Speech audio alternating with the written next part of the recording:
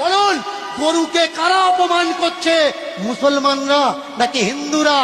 গরু যদি মা হয়, বলুন তো গরুর ছেলে মানে বাছুরটা কে হবে? ছোট ভাই হবে। মার পেটে যে হয় সে তো ভাই হয়। এবার বলুন, গরুর বাছুর হলে বাছুরটা যদি আমার ছোট ভাই হলো, 21 দিন পরে গিয়ে প্রথম দোয়াটা কতদিন দেন? কতদিন পরে দেন? 21 দিন না? তাহলে আপনার মা যদি আপনার ছোট ভাইকে জন্ম দিত, 21 দিন পরে আপনার ছোট ভাইয়ের গলায় দড়ি দিয়ে পাশে বেঁধে রেখে আপনার মায়ের জননীর গর্ভধারিণীর দুধ দুয়ে বিক্রি করতে পারতেন।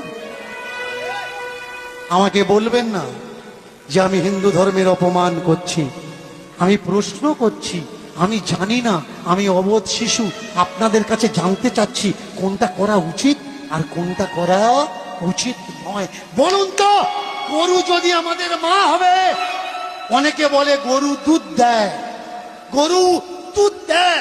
ভালো করে শুনুন, গরু কখনো দুধ দেয় না। বাছুরকে বেঁধে, গরুকে বেঁধে আমরা দুধ বের করে নিই। গরু আমাদের দুধ দেয় না, অচেরায় পড়ে দুধ বের করতে বাধ্য করাই। আর যদি দুধ না দেয়, লাথি মারে আমরা কি করি?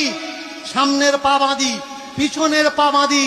বলুন, যাকে মা বলে ডাকছেন, এই ব্যবহারটা যার সঙ্গে দিচ্ছেন, সত্যি কি ঠিক ব্যবহার দিচ্ছেন? এবার বলুন তো, যাকে মা বললেন, এটা আমার মা, চলে যাবেন ইউপির দিকে, বিহারের দিকে। যোগী সরকার বন্ধ করে দিয়েছে গরু কেনা বেচা। কোটি কোটি, লাখো লাখো, সাইকড়ো গরু রাস্তায় ঘুরছে, আর ওর খেতে ঢুকছে। ক্ষেতের মালিকরা চতুর্দিকে ইলেকট্রিকের তার ঘুরিয়ে দিয়ে রেখেছে, কারেন্টের তার। ঝটকা লাগবে আর গরুগুলো চলে আসবে। গরু যদি মা হবে, তাদের রাখার ব্যবস্থা